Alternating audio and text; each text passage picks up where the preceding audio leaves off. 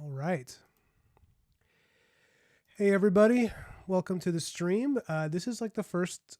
I did the big draw the other day with a few weeks back with Jacobo, but beyond that, I haven't really done much of it lately. But I have on almost. You're not quite the first person I had on the big draw, uh, Wigglewood, but you are the Yeah. second person.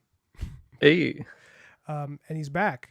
In fact, when he was on here, it wasn't even called the big draw. It was just I think the video was famously named "Wigglewood Makes Me Gigglewood." Yeah, I think that was it. It was like over a year ago. Um, Damn. yeah, I know, man. Things have changed a lot for both of us since then. Um, I'll tell everybody how things have changed for you. Get up and tell the whole class.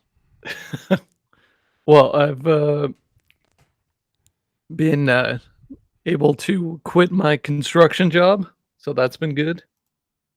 Yeah, Don't need to work there anymore. that's amazing.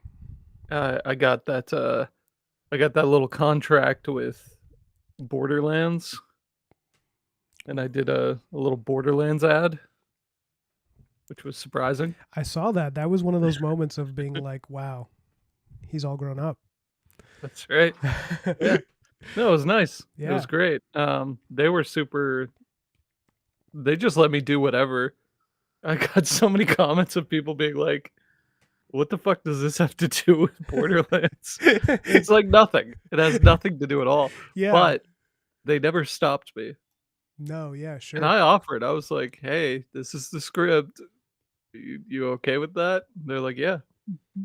Well, I, So, I think that's wise. I think at some point, a lot of these companies are realizing that if you hire a content creator, you're basically just like, you're paying them to just be themselves. And if you yeah. if you interrupt that, then you're no better than any of these film studios that like hire a creative and then they try to turn them into something else.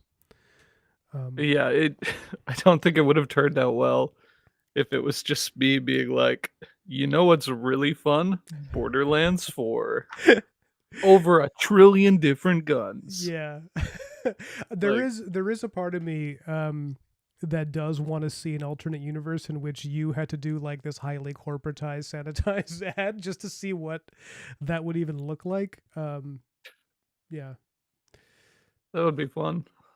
I yeah. think I would just what I would do is I'd do it live action, but I'd hire an actor to say they were me. And then if I ever had to do it again, I would hire, like, a different actor that looks almost the same. Kind of like contestants on, like, The Bachelor, how they all look exactly the same. Yeah, they're all just like the Just same that, guy. where it's like, it's just a little bit off. I would love it if it starts circulating like weird theories about how Wigglewood was replaced. Like, remember when they did that with Andrew WK Oh, and like yeah, and, Avril ah, Lavigne was the other one, I think. Avril Lavigne, yeah, Paul McCartney as well. Guys, I definitely don't know that because I liked Avril Lavigne when I was a teenager. That's definitely not why I know that. And I and had to like her, she was Canadian. oh, I forgot you're Yeah, Canadian. Yeah. yeah, I can't remember where she grew up, but it's not far from where I live. Where do you live in Canada? I don't know why I'm Uh, asking. You can't talk about where you live in Canada, but what region do you know well of Canada? You could also, Ottawa. yeah, you could I also could make I something don't up. mind, there's a million people here. I live in Ottawa. It's the capital of Canada. Yeah, sure. Everyone's looking up Wigglewood in Canada to see if they can find your address. Yeah. Should I call you Wigglewood or do you want to use your first name on You streams? can you can call me Riley or Okay. Wigglewood, either way. Everybody, his name is Riley. It's out. This It's is like Daft Punk taking off their helmet, except that I'm pretty sure you've been out with your name before. But Oh, yeah, yeah. yeah, so yeah, you've had quite a year, man. I mean, like when you and I first talked, I was like, hey, I really like your content. I think you make some really funny stuff. I think you're a pretty great artist. I would love to have you on my tiny, burgeoning YouTube channel. And my YouTube channel is still tiny, but it has a nice personality to it. I It's think so too. I think, like, it's better than if you were, like, going on your YouTube channel to be like, "Drawing the flavor of the month anime girl." oh my Drawing the god, same thing everybody else is drawing. yeah. It's like you're doing your own thing, so it's like any base that you build up is real. I appreciate that. That's a really nice thing to say. I do feel like the niche of my channel has become that everybody in my comments is also working on their own projects, and so we all just it's kind of like a drink and draw where we all just kind of Yeah. work on our own stuff together. And I was like, oh, that's going to be like my flavor, because I really you're right. I do see a lot of like draw with let's draw YouTube channels where they're just like, oh, there's a new Venom movie coming out, let's all draw Venom, and I'm like, I don't Yeah. give a shit. Yeah, which like I'm not gonna shame people for, because it's a great way to grow, Oh no, yeah, I mean and you that's might fine. you might really truly love all the whatever's new, whatever's hot. I like that you couldn't even But think of something. I like. yeah, I don't know. Wicked, Wicked 2. You're so excited for Wicked 2. Yeah, is that out yet? I don't even know what's going Uh, on there. I think so. Okay. I I think it's out. I don't know. my brother, I think one of my brothers saw it. He was like, "It's actually really good," and I was like, "I heard it's like 3 hours. I can't do it anymore. I'm getting to that age where 3 hours in a theater, it better be something based in Middle Earth. If it's not, if it's 3 hours of anything that's not Lord of the Rings, I can't. I won't do it. I won't do it. I won't. I'm the same way. Yeah, I like even though I really liked it, I saw Del Toro's Frankenstein in theaters, yeah, and I was still like, this feels really long. yeah. But Yeah. it's also just eye candy the whole time. It's beautiful, yeah. Yeah. There is a thing that happens that did not used to happen when I was younger, which is I become very aware of the bones in my ass when I'm watching a movie for that long. I'm just like, my pelvis is just pushing into this cushion for 2.5 hours. I can feel the dustiness on the bottom of my butt. It's just, Yeah. but Yeah, no. It sucks. I've just never had an ass to begin with, so I felt that way as like a child in assemblies at school. I've got that Irish like inverted ass. It looks it looks like a bullet hole in a stop sign. It's just flat. a bullet hole in a stop sign. I don't know. I was That like, what's flat and round and no, has a hole? that's a haunting image you've left me with. Yeah. Yeah, so I'm Hispanic, so my ass is quite shapely. I want You everybody to should know be this. comfy, yeah. Yeah, no, it's I get whistles on the sidewalk from, ironically, from Irish construction guys, which is what you were as in, no, it's not. It's not. I guess so. So that's great. So you're doing this. You're doing this full time now, right? Yeah. What's Full time, which is still pretty scary at times. yeah, I don't know if maybe there's like a part-time in my future that I might need to do, yeah. but I won't need to do a full-time job. And that's at least step 1. Isn't that great? Yeah. I love it. I I've got love it. some new merch coming soon, so Oh yeah. it'll keep me afloat. I will. You should definitely feel free to drop it in the chat and the link to your merch. And when I'm done with the video, I'll put it in the link to the video. Oh, sure. For anybody who wants to pick up some Wigglewood merch. For anybody who doesn't know, I should have introduced you more thoroughly. But at this point, I assume anybody who knows my stuff knows you, because I feel like we kind of are in the same circles of people. By that I mean like a lot of people who were your first fans were also like the first people to catch my streams. Oh, yeah, because it's like yeah, I feel like there's overlap with like Dave's community, and Dave and Dan, Yeah, yeah, there is. all that. Which is how I kind of roped you in. Was like after I became friends with Dan, I was like, "Do you want to just come on and talk about?" And it was so funny too because like that was the beginning of me streaming. I was really learning what to do, and I remember just like having you on and making you watch me watch your stuff and laugh at it. Yeah. And I was like, I know this is weird, but I just like I need to watch it. Like because the more we talked about it, I was like, I just need to watch it again. I need to watch it one more time, and then I'll. But Now there's too much, so I won't be subjected to that. It's too much time. no, it's too Too much many time, videos. too much content, and yeah. So you've how many shorts have you done over the past year? You've done at least what, like a dozen? Maybe? I don't know. I kinda lost count. Yeah, no, it's great. I mean, because Let me take a look. your pace has gotten really nice and consistent. And I feel like every time I start to get I start jonesing for another Wigglewood video. I start to feel it that I'm not getting it. My eye starts twitching, and I start snapping at people more, like really impatiently. That's when you drop another one, and I go, oh, and then it's like Well, I'm happy to help the people in your life not it's have to good. deal with that. Yeah. I We think I've done 13 13. videos. Okay, lucky 13. Yeah, so we all sit together and watch them in like a weird opium den kind of setting. And we all just get really lethargic, like we had sticky buns in like a Chinese brothel in the 1800s. I would just love that, like, on the TV in, like, a hookah bar, it's just these fucking weird pixel animations. Yeah, I was picturing it like you remember Inception when they go into that weird underground bar where everybody's in a dream, and it's like Yeah. that's kind of what I imagined.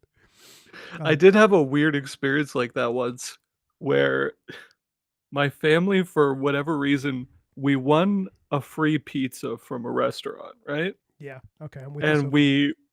it was like a really clearly just somebody printed it out kind of thing, but we did win it. They were like a sponsor to something Sure, involved in my mom's work. sure. So we went there, and it clearly had the energy that they didn't think anyone was gonna redeem this free pizza. So we, like, go in, it's like an empty bar, and we're there at, like, 6 o'clock, and they just had Alien vs. Predator on the TV, Oh my goodness. and the pizza was alright. It I was was gonna say, was the pizza good, or did you get the sense that they quickly ran out and to microwave another pizza? they just they just bought it across the street, like Yeah, they were like, we were luring this, we were using this to lure people in so we could rob them, but the whole family came in. We don't know what to do. yeah. Oh man. They got fucking Alien vs. Predator on the screen. I've never watched that. Have you ever watched that whole movie? I have, and you know why I've watched it? Hmm. Is because, The free pizza. my my well, yeah, there's the free pizza. There's also my dad when I was growing up, he was going through it, and he would just sit there and watch Alien vs. Predator, like, every day. That I was how we swear to got through. God. That's how we got through the tough times. Yeah. I swear, and when you're a kid, you don't really think about it, Yeah, but I grew up and I was like, "Wait a second, what was going on with him?" yeah. Did 'Cause it? it's like, I've got my coping mechanisms nowadays. Yeah. What's your main coping mechanism? Well, a lot of times I'll watch, like, Ghibli movies. Sure. Yeah. I've I just love all of those. They have such a nice, like, calming energy to them. Yeah. I agree. It's a lot better choice than Alien vs. Predator, Yeah. Oh man. and there's more of them. You don't have to watch the same one every day. That's true. I was gonna say, isn't there just one, or there's two Alien versus Predator movies, right? I Yeah, don't. there was, like, a second one, and nobody really talks about it. Well, the only person from the original franchises that I've heard talk about it. Well, for one thing, it does some funny stuff. I've never seen these movies, but I've seen people talk about them. So James Cameron actually said that he felt that Alien versus Predator was one of the best installments in the series, and he wasn't saying it to be like, "Oh, I'll support them because I'm connected to them." He actually, when it first came out, was like, "Don't watch that dog shit. That's got nothing to do with what I did in my series." And then after it came out, Yeah, he was like, "Oh, this is actually not bad. This is really good, actually," which is I thought was surprising. that's wild. Yeah, Yeah. because I heard that he had a 5th installment lined up that was canned because they wanted to do Alien vs. Predator because of the Oh, financial success of Freddy versus Jason. that's right. I actually did. I think we might be watching the same YouTube videos about Oh, Red Letter Media? yeah, about movies that never got made. Yeah, Red Letter Media is like incredible. Yeah. They're so funny. Sometimes I'll take a break from watching their movie reviews because sometimes their reviews are like inexplicable. Well, like I remember Matrix. What was it? Matrix Reload. Not the whatever the rebooted. What was that for? Resurrections, was it? Resurrections. Yeah, I couldn't finish that movie personally, and then they actually gave it a good review, and I was like, okay, you guys are high. I love you, but I can't condone this. So I was like, I'm not gonna. But I always come back to Red Letter Media. They never fail to entertain. Um, Yeah. Particularly, I'm a big fan of their Best of the Worst. And I know a guy who doesn't like Best of the Worst. He only likes like half in the bag. I love Best of the Worst. I, It's the best. it's amazing. Yeah, It's so good. That's my favorite. like how could you not enjoy that? Another Yeah, go ahead. another funny thing about Alien vs. Predator, though, Go on. is talking to my girlfriend and realizing that there is a whole fan base specifically of that movie existing in a part of the internet I've never gone to. Because I had Really? mentioned I was like just talking about Alien vs Predator, Mm-hmm. and she had read so many fan fiction stories Oh no. about the Predator and the lady in that movie. Oh. Because there's like a girl survivor and the Predator that kind of team up a little Mm-hmm. bit Yeah. because the Predator respects her because she kills an alien. Yeah, I remember. And like she was like, there are so many stories about them Having like kissing just and holding kissing. hands. Oh Oh, fuck. okay. I hope so. They're not married yet, so they only kiss and hold hands. Yeah, if anyone's wondering, the Predator is actually a staunch Protestant. Yeah, He's that's really, right. yeah. He's very very chaste. Yeah, but Um, then that new Predator movie came out and that filled that hole. It's that's it. oh, is there a love story there? Which? Not really. Oh, okay. I was It's like, more like they just hang out, but yeah, that's enough for those people. They yeah, can imagine the rest. yeah. For them, it's better if they don't see it because they get to write about it. And That's right. I didn't see that either. I'm going to the movies less and less these days. I think I'm turning into a fuddy duddy as I get older. I'm just like, a movie needs to have very specific credentials to get me to leave my hole in the wall. Um, so That's anyone, fair. I live up in the mountains well, not in the mountains, but near the mountains. I'm not living on the side of a mountain like Gollum, but I am living mountain adjacent in my town of Catskill, New York. And there's movie theaters around here, but it is a little more it's a little more of a challenge sometimes to like you have to go to certain towns to really because there's like a local movie theater but they only do retro stuff. It's like, oh, they're Yeah. like Pee-wee's Big Adventure, awesome, like I love that movie, but like it's not the most current release. It's one um of those cool theaters yeah, no, it is. And where I it's like we're doing just David Lynch, and that's it. yeah, exactly, they do stuff like that. Yeah. Oh yeah, see, Broken Blade in the chat says Sigourney Weaver turned down the script saying it was garbage. That's all I needed to hear. Yeah, so Sigourney Weaver apparently she said that the only thing she said about the movie is that she's like, I heard the alien doesn't beat the predator. She's like, and I thought that's fucking dumb. Yeah. Yeah. Well, they kinda do. It's a massacre at the start. I Yeah, remember when I was a wee child, my older brother just loved the aliens, and I thought the predators were the coolest, right? yeah, So we're going into the movie and we're like, those predators are gonna be fucking killing so many aliens." And my brother's like, "Nah, the aliens are just gonna whoop them." yeah, And then that's basically what happens, like, 4 predators go in and 3 of them die in, like, 10 minutes. yeah. Which is I was, a like, so mad. yeah, I know. I mean that is kind of a problem with the premise, right? It's like every time they do these types of movies, the predator, well, both creatures, they kind of just lose their mystique more and more. Um, Yeah. and it's like you can't really maintain that level of intimidation and fear and all that if like you're watching them just do regular stuff. I mean, like, you know, I would absolutely want to see a movie where it's just like the Predator, but it's like Seinfeld, where you're just kind of watching him go about his like the mundanity of life. But afterwards, I don't know. I mean, actually, no, I actually do want to see him immediately go and fight Arnold Schwarzenegger again. I guess I take it back. That would actually be a movie I would enjoy. But Just elderly Arnold Schwarzenegger. you know, there's a rumor he's coming back for another Predator for like a nostalgia bait Predator sequel. Oh, He was gonna do I that the mean, last one, but then they were like, "This is, you know, not the one."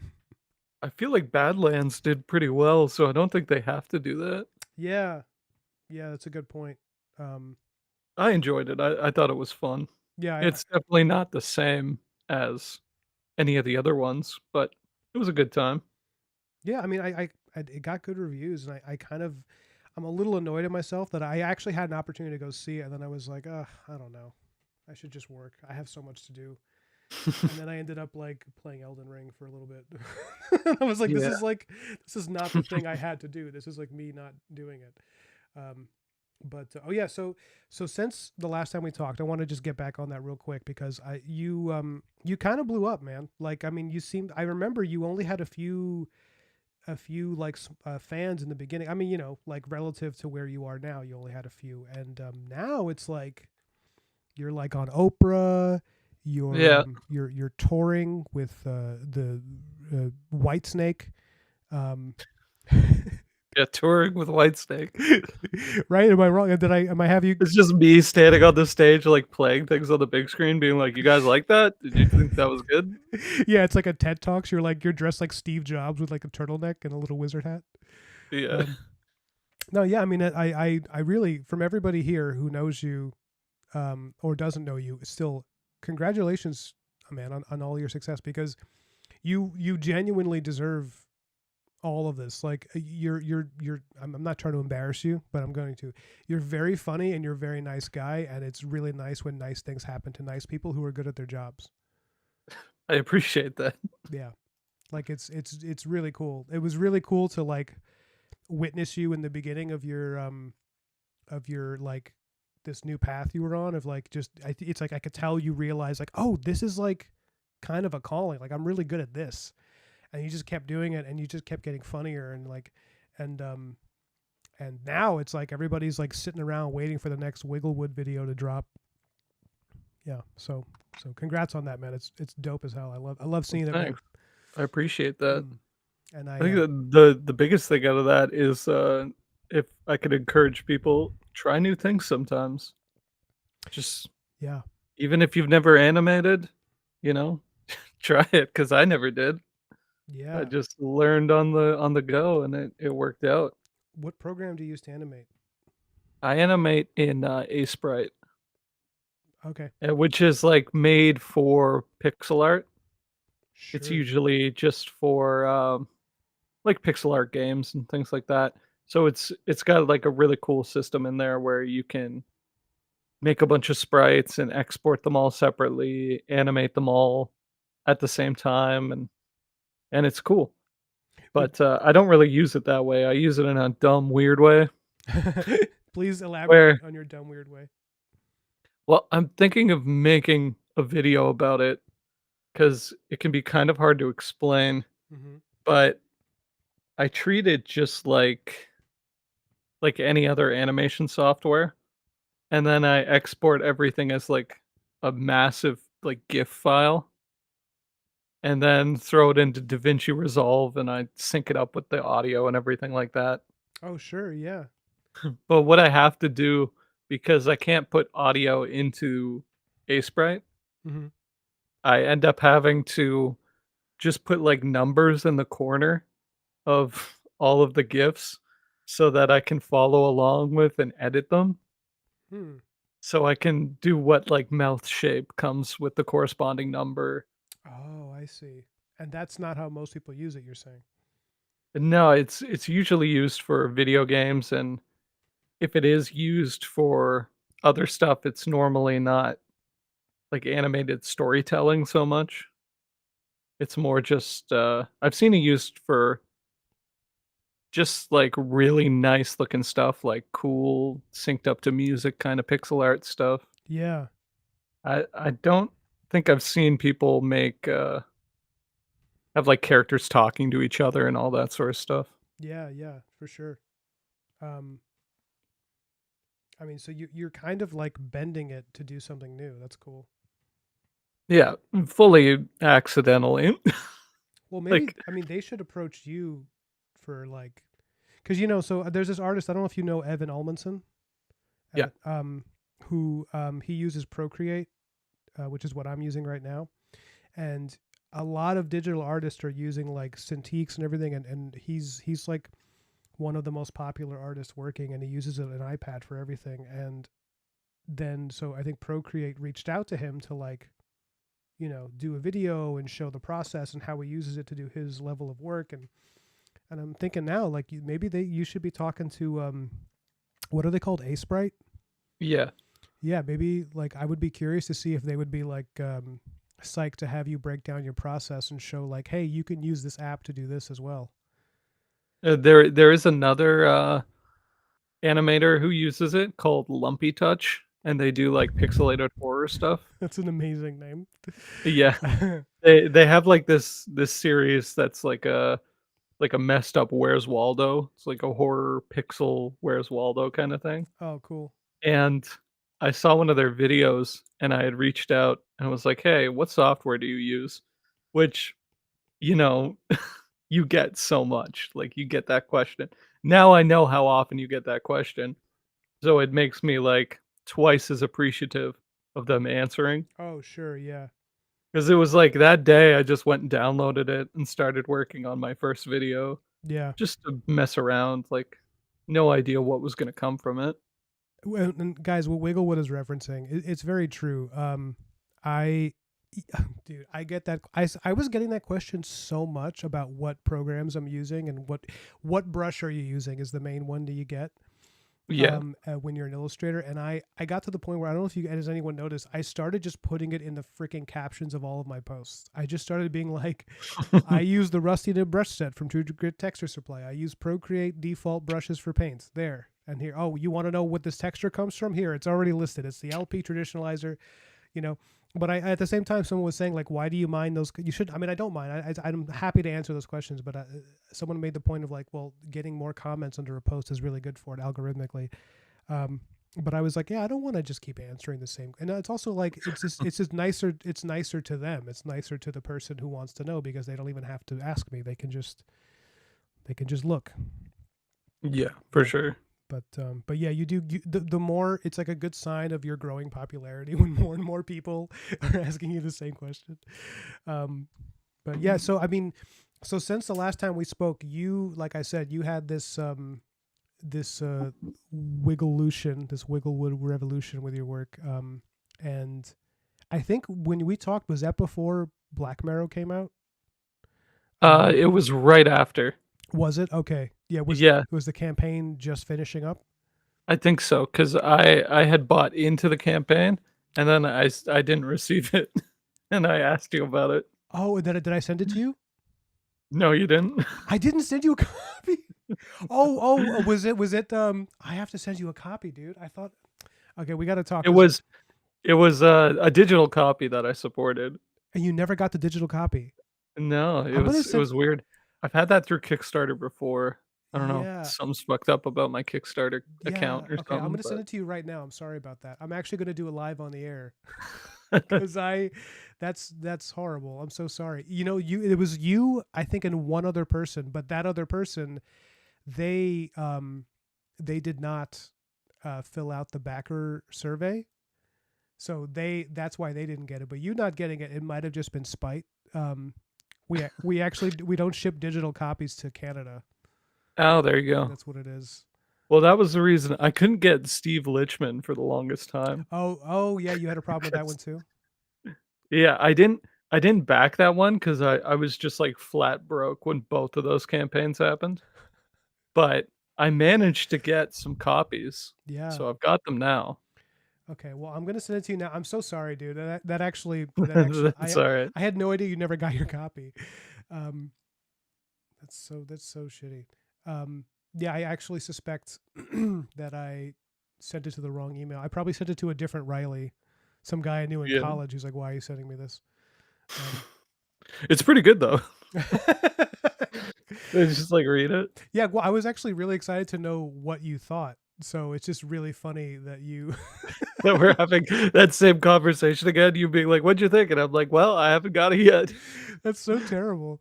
Yeah, but Yeah. I'll definitely get through it and let you know what I think. I Okay. love Yeah. the art so far, and I love the art I'm looking at now. Oh, the what I'm doing on the stream, you mean? Yeah. Yeah, this is just like all my streams are just people watching me draw goblins. it's like it's like I was telling my wife, I was like, I promise that at some point I'm gonna draw something that's not a ghoul. I like it's going to happen. I'm gonna draw something pretty, but it's not today because today goblins pay the bills. Yeah. Um, You can here always count on goblins. you really can. They people consistently. Okay, oh here it is. I'm sending it to you right now in real time.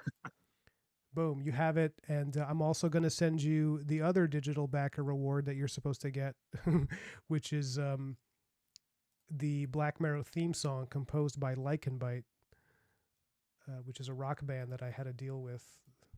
Oh, nice. I don't think I don't know if I even told you about that when it happened. Was okay, you should have all of it now. I'm so sorry.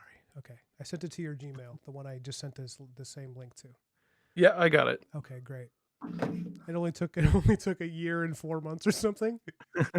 No, it took like a. I think it's just gonna be a year at the end of December here. Um, yeah. Well. Yeah. So I mean, so in the time since the last time you and I spoke, uh, Black Marrow like kind of changed the course of my career. You know. It's sold out at a bunch of shops. It's like in its fifth printing. Oh, hell yeah. It's just weird how it happened because I. It's funny because it's similar to what you were talking about, where you just kind of try something else. You like make a pivot with your career, and then suddenly it pays off. And I think there's something to be said for shooting from the hip. Um, Yeah. and I don't know what that is, man. It's like I think I don't know if you have this issue where you feel like maybe sometimes you think too much about what you're doing, and when you think less, you actually like make something better. Yeah, I probably, especially for the dumb shit I do.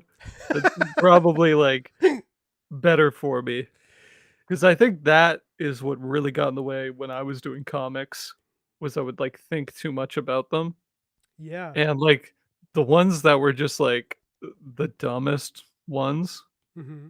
that I came up with just while, like, shoveling dirt at work were the ones that always did well, and then the ones that I thought about where I was like, "Hmm, let Yeah. me let me make a real head scratcher of a comic here that's relevant," Yeah. and it's like it would never go anywhere. What do you think that is? Do you think that's a reflection on people and like what they need right now culturally, like in their entertainment, or do you think it's that everybody's dumb? I think maybe it's just, I don't know, it's like trying to follow somebody else's path maybe, Yeah. especially if something doesn't come naturally to you, Mm-hmm. and then trying to do that. It's kind of like, I don't know, sometimes when those bands kinda pivot into just trying to do something radio Mm. rock or something, you know? Yeah. Or like when a punk band's like, "Hey, we can go mainstream," and they just do, and it's like, "Ah, now it doesn't feel the same." I think maybe it's that where I was just trying to go mainstream with it, when really what I needed to do was draw more aliens and make puns with the word "cum" in them, but that seemed to be what worked out. Well, really what I needed to do was draw wizards, Yeah. and I didn't know that till I tried. Yeah. I think that that's also jokes aside. I say people. I would joke about people being dumb. If you guys if you've seen Wigglewood's shorts, they're really deceptively smart. Like there's a kind of surface level joke, and then there's always this like there's something in the comedic timing that you can tell the person who made this was like actually kind of thinking intensely about it. Because I don't know. So when you write these, do you even write them, or do you just start talking into your microphone and then like I mean, how much of this is intuitive for you? It's a mixture of the 2. So normally, I know what I wanna do, and I write it really stream of conscious, Mm-hmm. where I just write and I don't think about making it good. Like, sometimes I'll even write a line that says, like, "Killander says something funny," and I'll move on because I know what I want him to say. I want him to, like, just add something to this, but I don't know what it is yet, and sometimes it'll have to hit me in the shower or something. Yeah. But, I'll just write it as quickly as possible, and then I'll go by and I'll clean it up. Sometimes when that's not working, what I end up doing is I write it from memory, so that way I'm only focusing on the parts that are memorable, Yeah. and, yeah, or sometimes if I'm hitting a wall and I don't know really how to end something or how to start it, I might take what I've written and decide, like, I can't I need to achieve the same thing, but in a completely different way. So, if you've seen the one with, like, the vampire character, I've seen them all. Yeah. with that one, initially, they were just going to, like, find a coffin in a room, and they were gonna open it up, and he was gonna, like, rise out of the coffin, like, upside down Mm-hmm. in, like, a weird way, and I was like, "Yeah, that could be pretty good." but something about it wasn't flowing right. Like I didn't know how to make a character be in the right spot at the right time. So I just decided I was like, okay, I need him to come out of the coffin, but I need it to be done in a completely different way. And then I was like, what if it just launches out of the wall? Like I was like, that's dumb. That's I don't think I've seen that before. Yeah.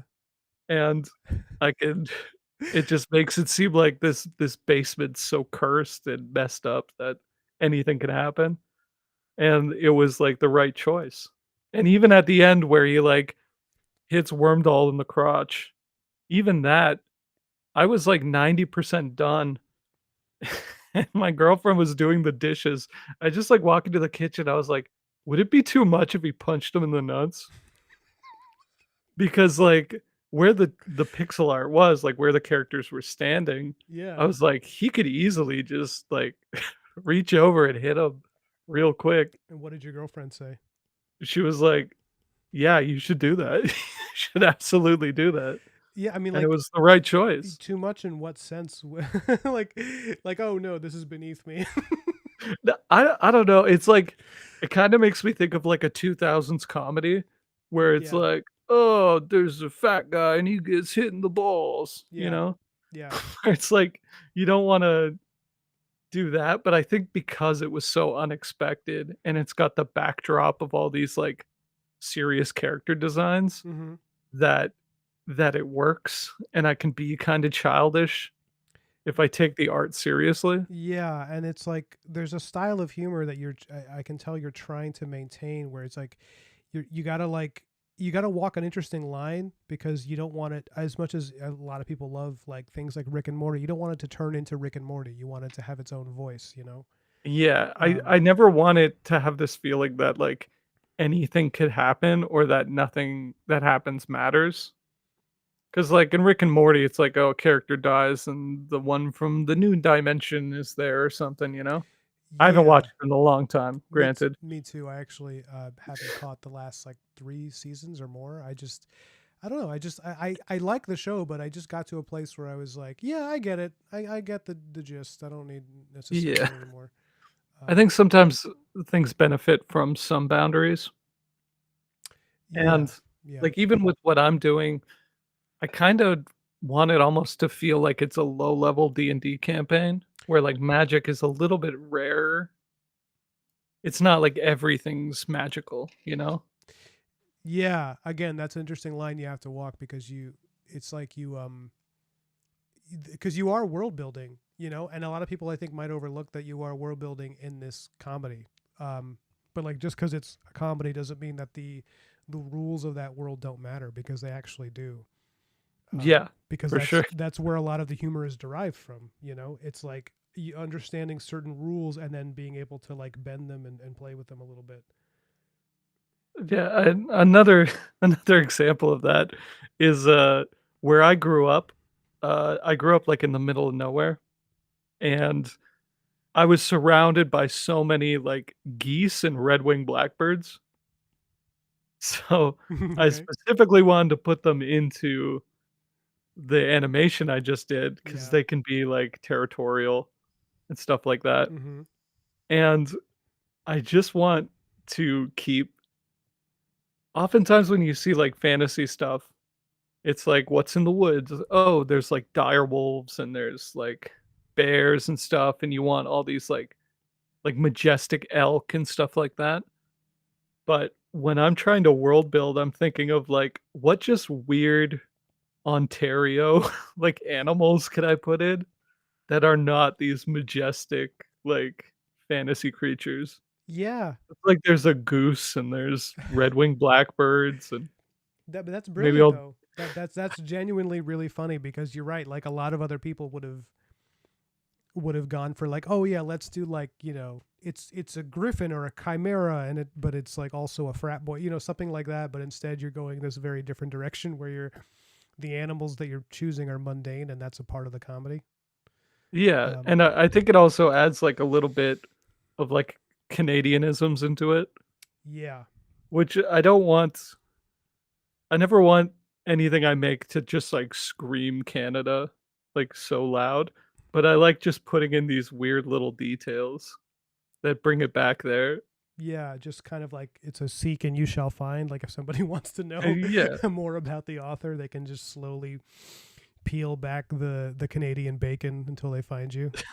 yeah, yeah, and I even had people, like, working out my rough geological location, being like, "Red-winged blackbirds and geese, you must be in this hemisphere." Kyle Martin in the chat. I think you know Kyle, right?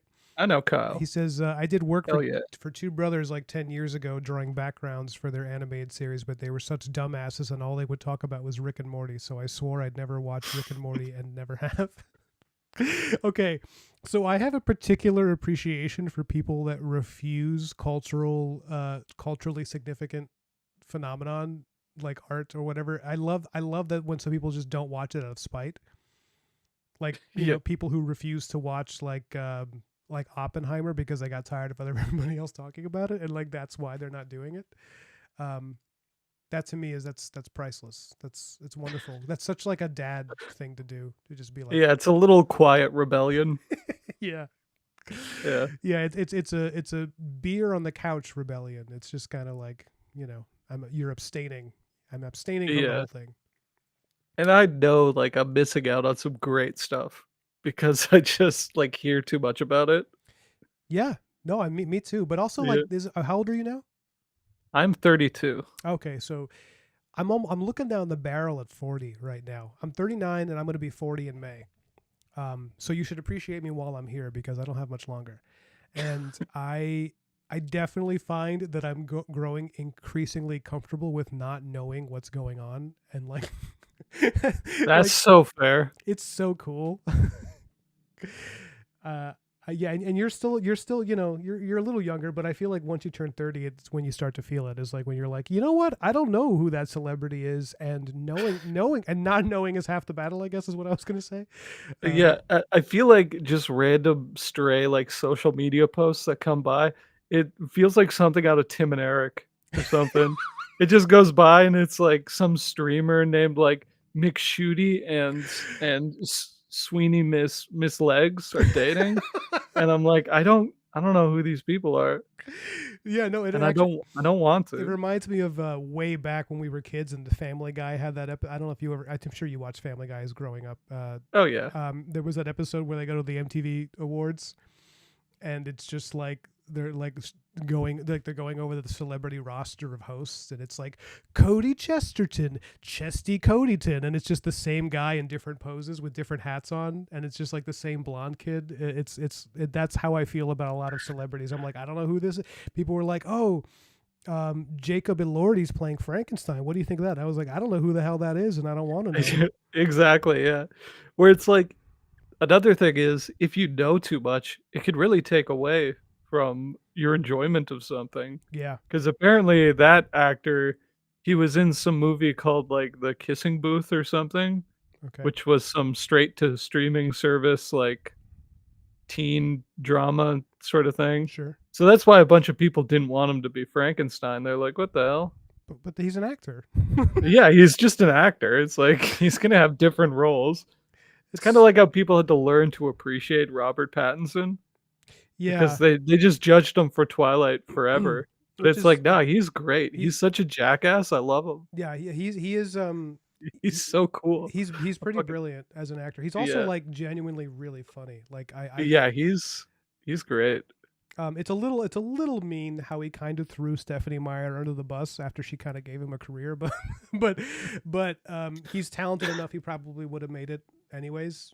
Yeah, probably. But it was just funny because he just like shat all over Twilight, which granted Twilight is horrendous. It's an abomination, but the way he pooped all over it, I was just like, oh man, I don't know. I mean, maybe he met Stephanie Myers and she sucked, but she was probably really nice, I would imagine. I don't know.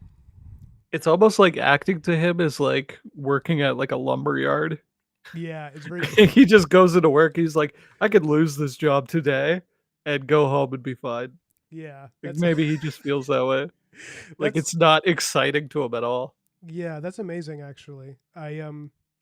With my own work, I do feel like I kind of have a blue collar approach. I think that's why I like comics, because comics, it's like it's kind of the most, for me, the most workmanlike of the illustration submediums.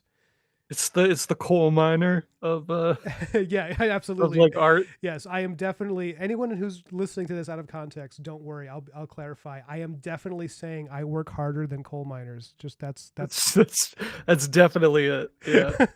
um Yeah. no, yeah, I just Nobody talks about like the comic artist lung collapse that happens from just being in your room all day.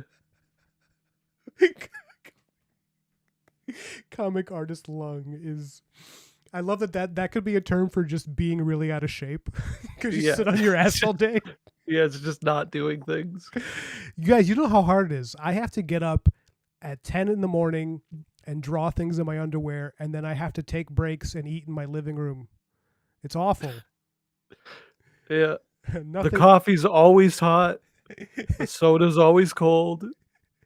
It takes me at least 30 minutes to cook lunch while I Yeah. listen to a podcast and stare out the window while my cat complains. And those fumes from cooking, they Yeah, might not be good for you. I don't no, know. yeah.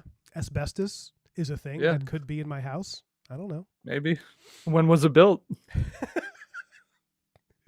Interestingly, this house is very old that I live in, and I did have like kind of a mold scare, but it turns out it was from the AC in my office. I learned a lot about, you worked in construction. Maybe this is something that overlaps with your previous life as a workman before you became a celebrity who wears fur coats everywhere. That's Um, right. the I had an AC in my office, and I have a little office in my house, and the AC was accumulating moisture, which apparently can create mold in the air conditioner. And then, you're blowing the mold directly into your face because you're in this little chair drawing comics all day. And Damn. and the Yeah. only reason I found out about it is because I started getting like debilitating migraines. And I'm not someone who gets headaches. Like, it's just not a thing I've dealt with. And I would get these headaches that I would literally be like, I have to light. I would like, people would probably think I was turning into a werewolf. I'd be like grabbing my head, being like, "What's happening to me?" Like, just like falling around the house and everything. And I was like telling my wife, I was just like, do I have a fucking tumor? Like, am I dying? Like, the pain was so bad that I actually thought my eyeball was being pushed out of my skull. Like, I could feel it. Oh, damn. And I was driving her for, like, we were doing this 1 hour, like an hour and a half drive to the doctor office where she goes to. And as I'm driving her to the doctor's office, I'm like I might have to pull over because the pain was so bad.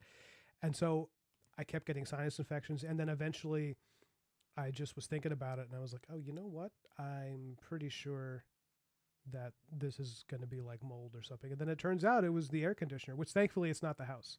But Yeah. everybody who catches my streams knows that story because I talked about it like full time.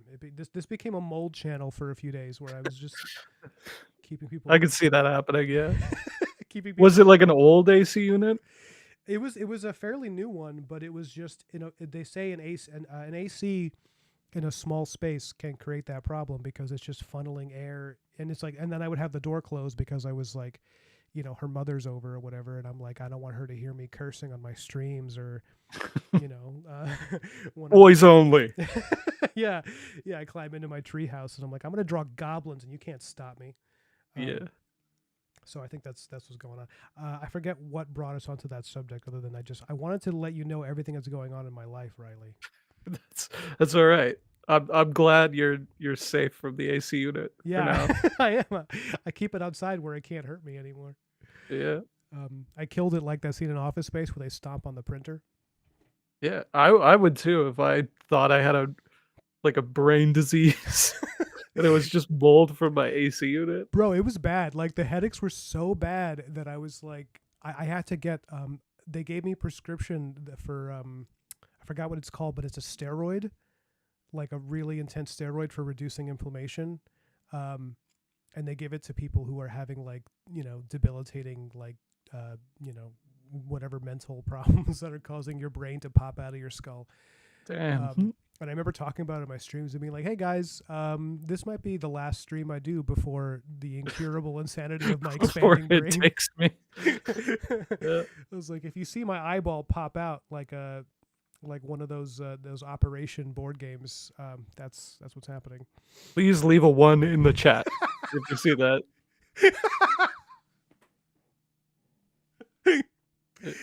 Let me catch up with the chat. Anybody got any questions? Kyle's gonna be 39 on Friday. Oh, Kyle. Happy early birthday. Thought you were gonna say Happy Earth Day. Happy Earth Day. Kyle, Remember to recycle.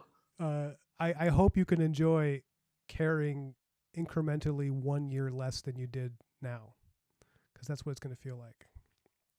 You're gonna disengage further and further from culture. Every celebrity you see is going to look more and more like a 16-year-old kid, and you're going to be like, "Who is this child?" That was a weird thing to like wrap your head around. Yeah, Like growing up, and it was like whoever the current celebrity crush was, if it was like Jessica Biel or it was like Megan Fox or whatever. And when I was like younger than those people, it was like, yeah, this is neat. But now that's still happening, and all the people making the noise are like my age, and yeah. I'm just like, man, leave her alone. Get away from her, man. She's like You 14. Yeah, Yeah, you should be obsessed with, Kate Beckinsale in Underworld forever. yeah. That's just where you should stay. Well, for a lot of people, it's like, yeah, done, no Yeah, problem. no problem, yeah. Yeah. Kate, I heard in real life she's super mean though. That's like something that came out about her. Well, maybe that's just she's, like, in character. That's true. She was, like, kinda like a vampire baddie, so Yeah. Also, I don't know why everybody's always surprised when they find out that like very famous rich people are like not always nice. Like I was like, I was like, when people were like, she's like super mean. I was like, aren't they all just like kind of mean? Like I would just assume anybody who's like been receiving that much praise and money like nonstop for like 20 years, I'd be surprised if they weren't terrible. I would just, yeah. yeah. It's like, "Oh, she's mean?" Like, have you tried only doing what she wants you to do? Maybe she wouldn't be so mean to you, I don't know.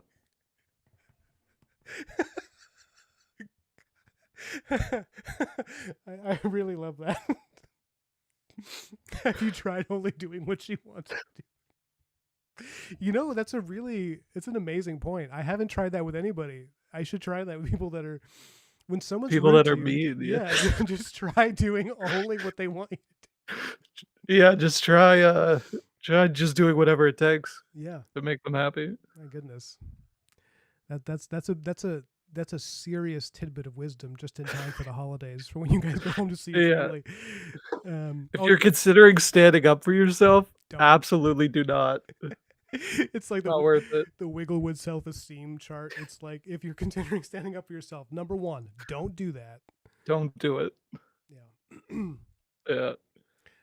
Also, I want to let you know, as by way of apology, I think you might be the only person that didn't get the digital backer copy. Like I was looking at it right now while we were talking, and every other single person is accounted for out of like 300 people. So I was just like, the only one who didn't get it happens to be somebody that I really wanted to know what they thought, and I think that's really funny. So That is. I'm gonna make So it. next time I'll have thoughts. Yeah. Well, I'm gonna make it up to you though. This is what I'm gonna say. Because I sent you that, I'm gonna send you the paperback. Because I have a few extra copies from the last printing we did. I'm gonna send it to you Oh shit. free of charge, obviously, and it's gonna be a signed copy too. Oh So shit. after my headaches finally take me, the value of that's gonna go sky It's high. gonna skyrocket. Yeah, but then they're gonna find out my secret tapes, and then it's gonna go lower again. And when Jacob Elordi stars in the movie, maybe I'll get him to sign it too. It's funny because Jacob Elordi, if you were to like, because you know how when they hire someone to play you in a movie, it's always like a better looking version of you. Yeah. It's like I'm tall, and I'm fairly large. Like I'm like kind of like a big brick shithouse, but like he's taller and much better looking. So he would be the Hollywood version of me. You know what I mean? It's like if you, Yeah. it's like yeah, it's like if you cast Johnny Pearson a life story about Johnny Pearson, you get like River Phoenix. You know, Yeah, if anyone knows Johnny Pearson from the chat, you know what I'm talking about. He looks a lot like River Phoenix. All right, just trust me. I trust you. I believe you. Yeah. Oh man. So what's next for you, man? What's the next stage in your growing career? Like what's a long term goal you have for the next, let's say the next 2 years? That's a good question. Yeah. I don't know. I'm just kind of like I just want to keep making these shorts as much as possible. Mm-hmm. At some point, I think I'd like to branch out and maybe do some non-pixel stuff Yeah. just to try it, you know. It's I really like I tried to be an artist for like a long time. I started drawing seriously when I was like 23, and it wasn't until like last year that that anything started to actually work out, you know? Yeah. But I've still got this idea that I'm like, I want to get better. I still got this idea that I'm like, oh, I'm still training to be a better artist, you Yeah. know? I think I speak for So, everybody when I say that's pretty fucking lame. yeah, I know. Well, it's like, because that's the thing. It's like, it's so eye opening when something like your second video or whatever does so well. Yeah. And you realize you're like, oh shit, okay, I am good enough that I don't actually need to be improving, but I just Mm, want to.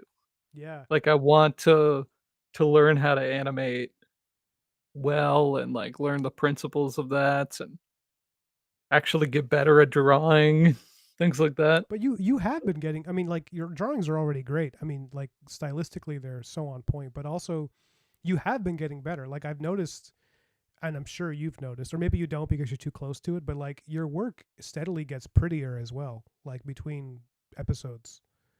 I Um, appreciate that 'cause it also gets easier. Like, I feel like I just relaxed, and yeah. it just helps me actually produce better work, Yeah. that I'm not as worried about it. Because Sure. back when I would try to paint, I loved rendering. Rendering was, like, my favorite part, and I jumped to it way too quick. Like, the sketch would not be good enough to render, but I would just render because I loved it so much. Sure. Yeah. And I would redo the same area again and again and again because I just wasn't, like, confident in it, Hmm. or I just had this desire just to noodle at it forever and, like, never call it done, you know? Yeah. Yeah. I think that's, I mean, a lot of people kind of have that, especially because did you learn to draw digitally first or early on, I should say, in your like education? Pretty early on, like, I drew as a child a lot. Mm-hmm. Yeah. I was always better than everybody who never drew. Yes. I know what So you I mean. wasn't, like, a great artist as a child, but compared to people that never would draw, then I was good. Yes. And then I'd meet some kid that, like, actually, like, practiced, and I'd be like, "Oh, shit. I suck." You know? Well, I also feel 'Cause like, the sorry, go. I didn't mean to interrupt you. oh, shit, where was I going with that? You were just saying how you suck. Yeah, I was just yeah, I would just, yeah, it took a while to basically get there, Then that, but, I learned digital and traditional kinda at the same time. yeah, because a lot of kids, first of all, they have that experience of like, I feel like becoming or like trying to be a professional artist. It's really similar to like you were the best football player in your small town, and then you go into like you go to college and like everybody's really good, and then you're like, oh shit, like I am nothing, you know. And that's kind of, it's like. Like up until college, I was like the guy who could draw, you know, and then it's like I went to, even in college when I was studying art among other artists, you'd be surprised how many artists don't really draw that well. They're more like, especially in like a modern art school, because you know how many of them are doing courses that are just like that they have to do so that they can make art that's not has nothing to do with illustration. Yeah. But then once I became a professional and I realized how competitive it was this feeling of like the, you know, you're a big fish in a small pond, and then finally you're in the big pond, and you're like, oh no, I am like woefully unprepared for how, you know, especially because I was still working traditional at that time. I didn't even know how to draw digital up until like a few years ago. And but I think so one of the issues that I think a lot of people face when they're learning to draw. The reason I asked about if you were drawing digitally or not is because it's very hard to focus on drawing if you're starting, if you're like learning while, like if you're learning how to draw while learning digital. It's actually really hard to like focus on your fundamentals because digital, it offers so much dopamine from just like colors and rendering and stuff like that, you know. Absolutely, yeah. um I think I really fell into that trap. yeah. Yeah, because yeah, like I said, as soon as I learned, like, how to render where you're just color picking all the time and, like, holding Hmm. alt and, like, using these soft brushes and Hmm. melding everything together, it was like that was the funnest part, Yep. and my sketching, because of that, was so underdeveloped that I would render something and spend, like, 11 hours on it just to realize that, like, it's just so wonky. Yeah. Oh man, that's It just should have been fixed a long time that, ago, that but I'm just so ahead of myself. it's such a terrible feeling too when you And, like, realize like that's the best part about what I'm doing now, though, is, like, that just really doesn't happen anymore yeah. because everything has to be so simple. Right. Yeah, that makes a It's lot like of sense. I really can't get lost in it the same way. Well, that's really cool. I mean, that's like you you kind of landed on a method that's going to help you improve even as you're like consistently putting work out.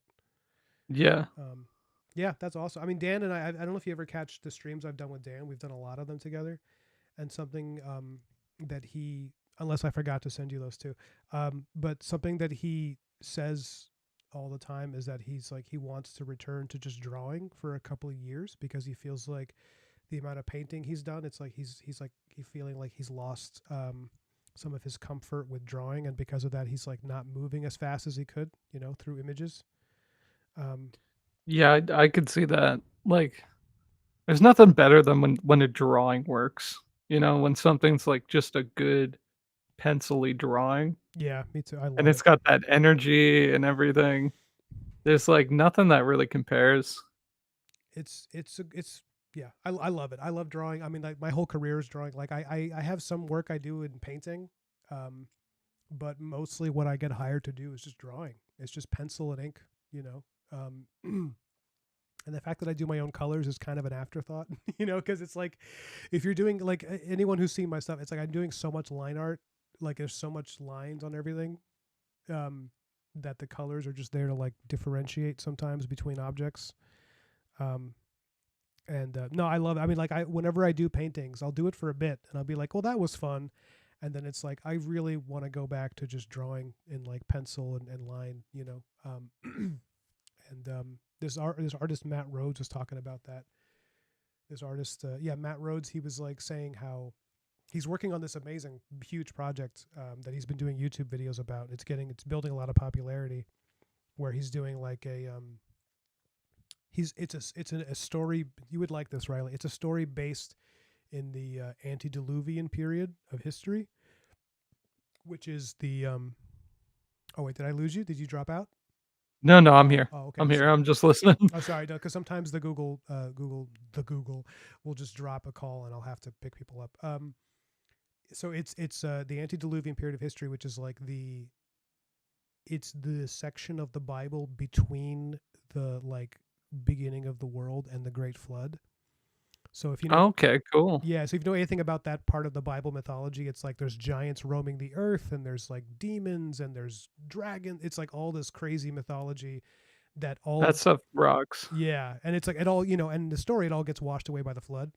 So it's a story about like Noah basically going on adventures to gather as much of the useful human information that he can before the flood wipes everything out.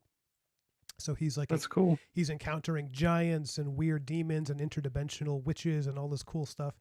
And so he's been developing the project in real time on his YouTube channel, like inviting people into the process, which is a really cool idea. Um, but I'm just imagining him coming across, like, mountain goats and being like, "Do those go on the boat, or are those deep?" I do wonder about that. Like how is he going to illustrate that part of it? Um, Yeah. because it's No, like, that's interesting.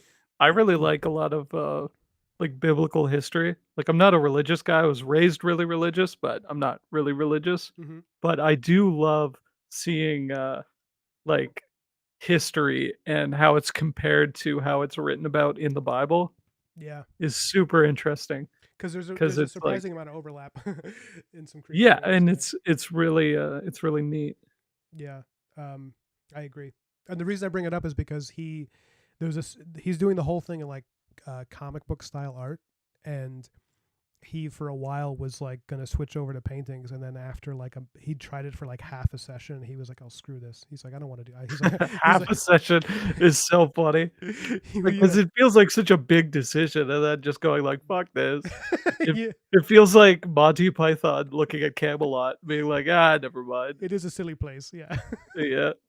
That's literally what happened. He was like doing a painting, and he was like, I just want to draw. I don't want to do this much like rendering. He's like, I like line art. He's like, I like the simplicity of it. I like how confident it is. That's what I want to do. Well, he was an anomaly for, like, concept art because he did, Dragon Age, didn't he? Yeah, yeah. He worked on a And bunch of stuff. his stuff was so expressive and so, like, cartoony and cool. It just, like, did not fit in with concept art where it was at the time, but it was so great. Like Yeah.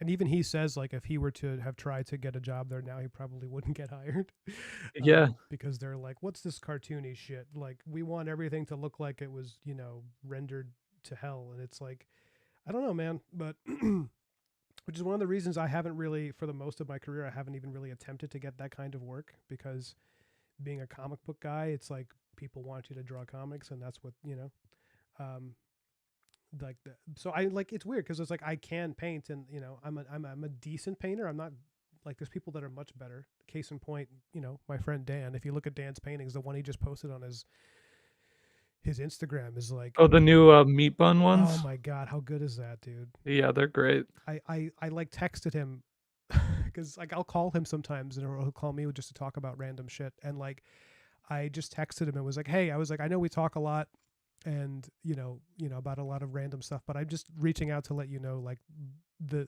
painting you just finished, you should be very proud of it. I want you to know that, because I said that because he's one of those people that like never thinks his work is good. um, Yeah. which is always funny when like somebody who's that good is like, yeah, whatever, it's fine. you know Yeah, which is like, he needs to understand how frustrating that is for us.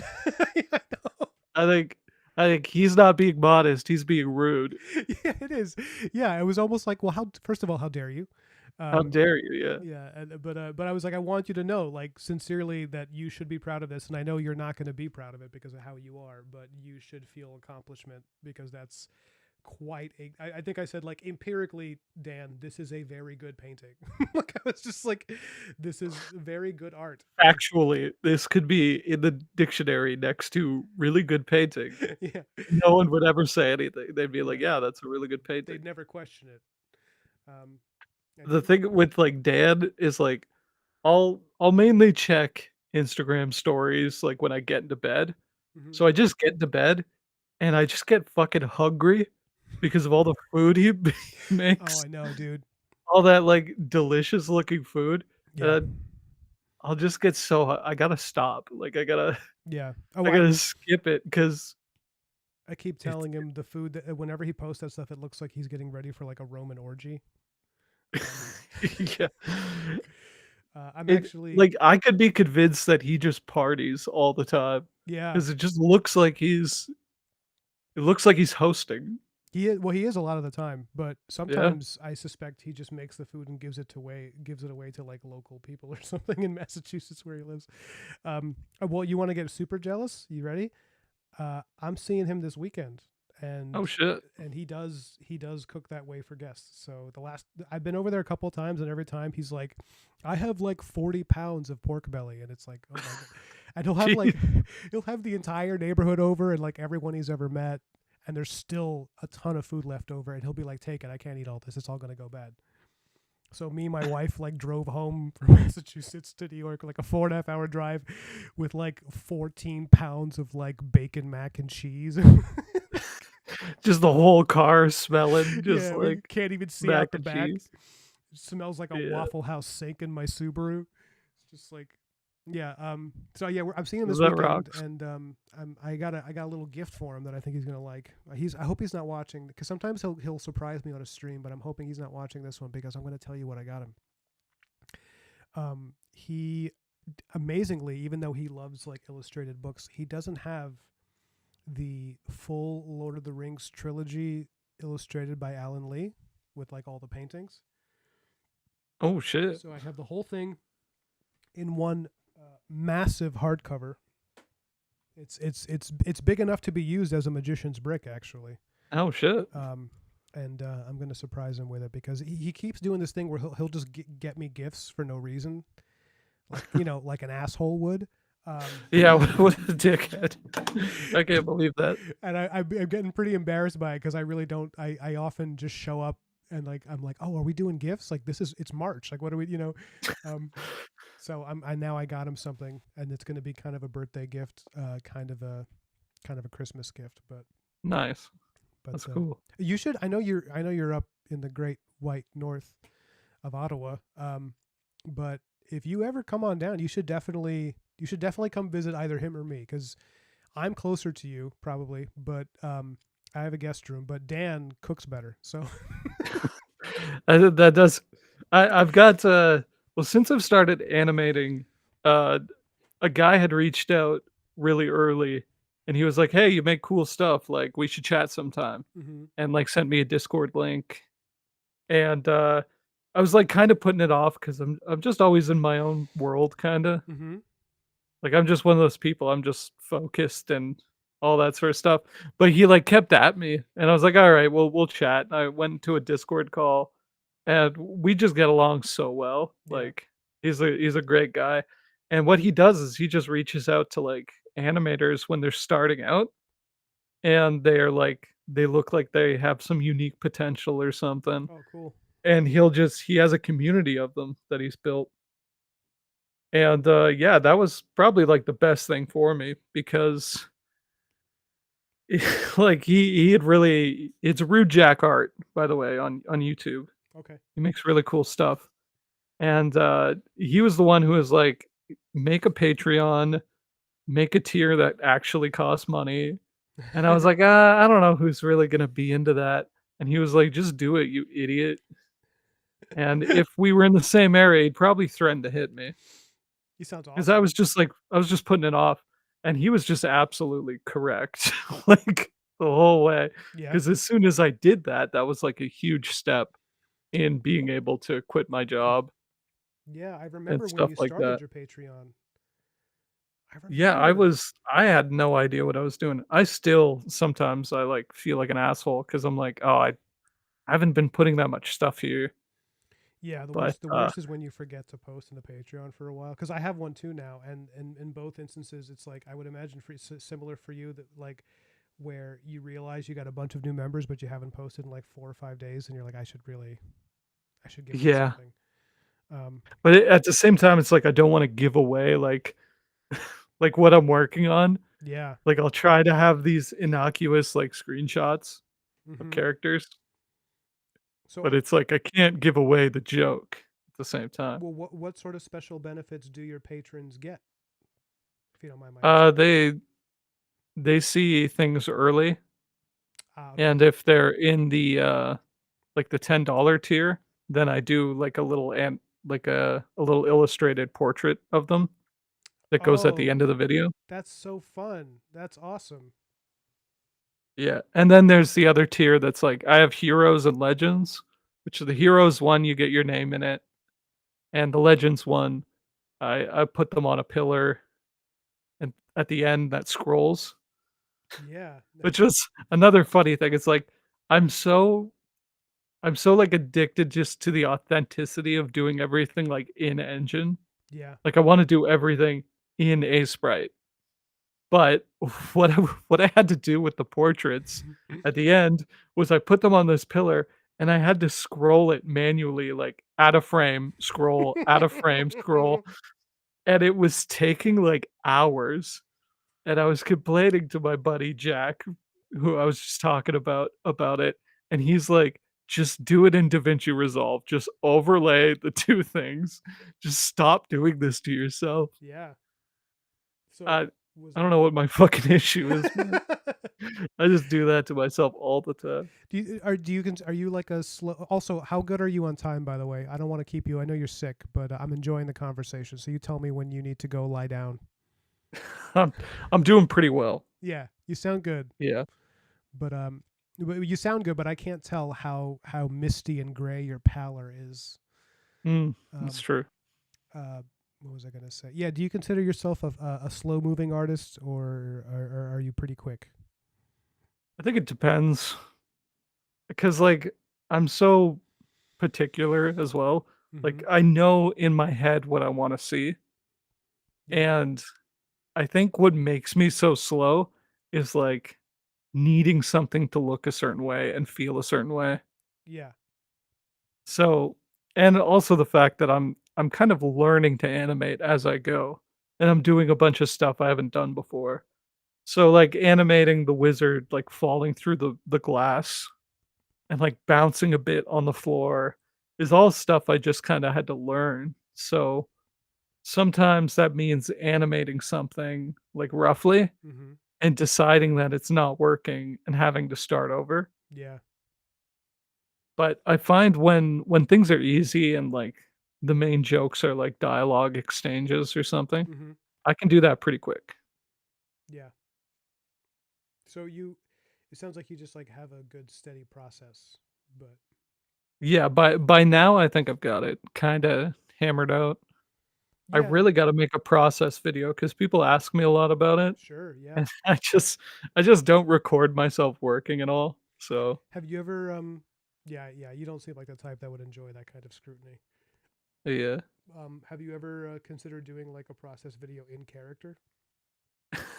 Or That would be that sounds exhausting. yeah, it could be totally cringe. I have no idea. I think Yeah. you could pull it off cuz you're like, you're a comedian, but um for I think there's some people that would do it and it would be like the only way I think maybe it could work, not the only way, but I think maybe the best way off the top of my head that could work is like if you did it in character, but the process was total nonsense and not at all accurate. That would just frustrate people. I know. They'd be I, like, "Why'd you waste my fucking time?" I just would love it if you trolled the audience and your process video was just like 20 minutes of just like made up bullshit. It was like, that like that Rick and Morty episode where they're like, he put the schlong in the schlongus. And it's just this like, Yeah. um, but Of yeah, just carving symbols into the floor. yeah. Unhook your PC from the power and set in the center of the pentagram. You know what's funny too? Yeah. When I first started, when Black Mirror first came out and like people first found out who I was at all, like when I went from total obscurity to just like mid-level obscurity, um, people were asking me for process videos. They wanted to know like for me to break it down, and then I started doing like 2 hour streams like every week, and now nobody asks that question anymore because they've gotten way too much of my process and like way too much into my life. Like I just feel like because I my wife has been really. Oh, also I got married since the last time you and I spoke. She was my fiance last week we spoke. Oh, shit, that's right. Now she, thank you. Congratulations. Now she's Mrs. Ryan on YouTube. And she was worried about me streaming because she said that I'm very transparent. Like I'm very like I just talk about whatever's happening in my head. Not like I don't have a filter, more like I just don't see a reason to keep so You're many. gonna blurt your address out?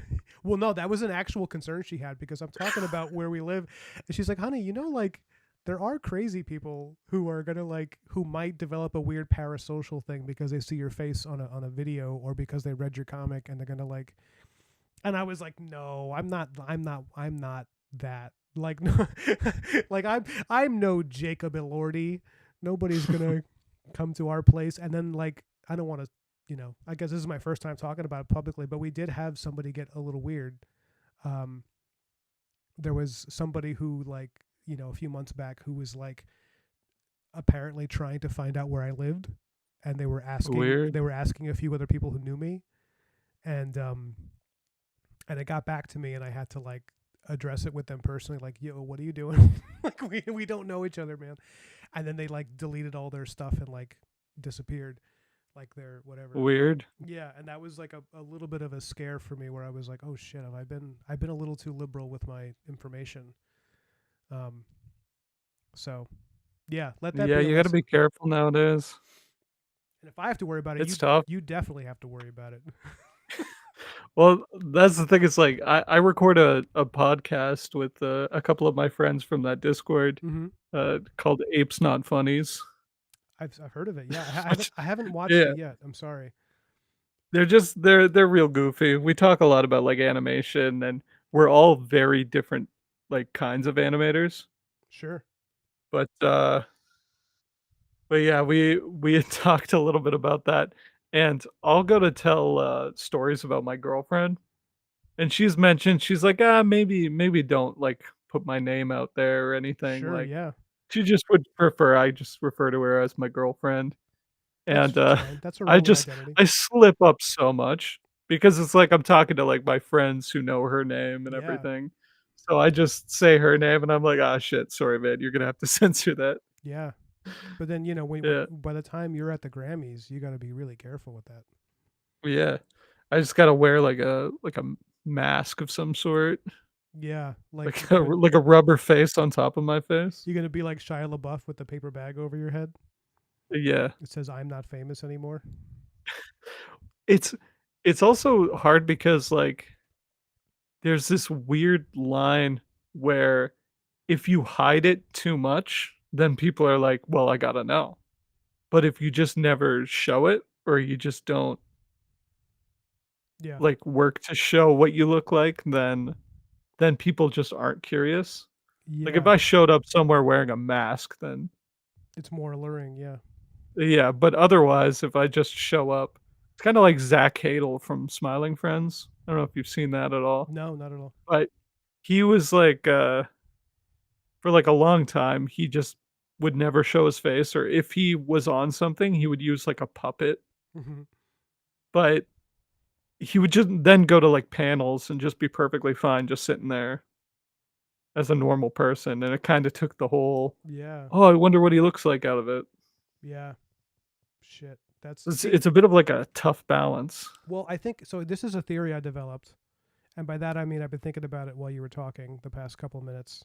I was listening, but I was also thinking about this. I wasn't like thinking about it in place of listening, but I realized something that would probably work for some people in your position is, even though you're a one man show, you if you were to refer to yourself as a team of people, Hey. it would completely take the like parasocial allure out of your popularity. And if anybody ever comments like, "This one wasn't as funny," I'd be like, "Yeah, one of the other guys wrote it." Yeah, that was this Yeah. was somebody else. Yeah, you can shift blame and schizophrenic attention from people. Yeah, this was actually animated for a Make-A-Wish kid, and it was his idea. So I hope you feel good about that now. This was the final wish of, and then you hold the picture of the kid up. But it's Yeah, but the surprise is that it's just a childhood photo of you, and they'll never even know that. they'll never know. They're like, "Why does this look like it was taken in, like, 1996?" Why does this picture have an ass that looks like a stop sign with a bullet hole in Yeah, and why is it exposed? I have so many questions. it? This is a Polaroid. Yeah. But yeah, no, I think if you were to refer to Wigglewood as like a team of people, um, I actually feel like I'm not even suggesting you do this. This is just me theorizing. I feel like nobody people would care a lot less with anything creative. If you're like, oh yeah, it's like a few people together. It's like, I don't know. I think when people know it's one person doing something, they immediately want to know more about the person. Yeah, for sure. But if you know it's a group of people, you're like, okay, well, I guess I'm kind of interested, but like it doesn't activate the crazy in me. I've been thinking about it because of that one person who was getting creepy, and how it didn't quite frighten me, because like most people, even people who are crazy like that, most of them are not threatening. They're just inappropriate. But Or yeah, they just, like, don't understand yeah, socially what they're doing. because sometimes somebody's like sometimes somebody's just on the spectrum and people think they're creepy when they're just not. They're just like having trouble with social cues. Um, and like people will misread it as like oh because you know what I'm saying, like people get really creeped out by a person, then you talk to them and you're like, oh no, it's just like a regular person with like a little bit of autism and they're okay. um Yeah, it's just kinda like I think a lot of people are just kinda on the defensive a lot, but yeah. because you hear so many stories, like, it's not something you and I have to worry about as much as, say, like, a woman would normally Oh yeah. online. Well, that's actually why it came up, is because once that one little thing happened, like I'm not too worried for me because it's like who's gonna break into my house? Like who cares? Yes, I Yeah. must be close to that 40-year-old balding ex boxer, but like my, like I live with my wife, so now I'm like, okay, now I have to actually be responsible about my safety. Um, For sure, yeah. it's weird. But anyways, if you're out there, person who tried to find out where I live, I love you very much. You, I love you over there, though. yeah. Just Please, not too close. please take my love long distance. Um, Yeah. yeah, I don't know, man. It's yeah. So you said you don't really. You said you. I asked you what plans you had long term, and you talked about like well, getting better at animation and drawing and such. Do Yeah, it's kinda it, like, I have another idea for something I kinda wanted to explore at some point, that's what I wanted to know about. but it's gonna be such a challenge, which, like, I like the idea that it'd be hard and uncomfortable, but it might be expensive because of just how authentic I'd like it to be. I Mm. was kinda thinking I wanted to do, like, a parody of, like, a Speed Racer kinda thing. Oh my god, that sounds great. Like, I wanted to make something look like it was animated in the mid-60s, early '70s Japan, and then purchased and localized in Canada, and, like, just making it as weird as possible. Like, Um, a consistent joke I wanted to put in it is, like, I wanted characters to talk about Canada, but every time they refer to Canada as the place they live, have the most Japanese as possible thing be happening, like, in the background, like a Japanese flag somewhere, or, like, one of those old wooden castles on a hill, yeah, or having, like, a character dressed like a samurai being like, "I must defend Canada, my homeland." And I Riley, just that is so brilliant. Like that whole that elevator pitch you just gave me, I absolutely would love that. That's I such think, a like, good idea. the hardest part is just, like, I'd want that music to sound right. Mm-hmm. I'd want, I would just want it to look right. But another thing that I could do is I could always, like, edit things after the fact. I got a buddy who makes, like, a bunch of, like, parody found footage kinda stuff, Mm-hmm.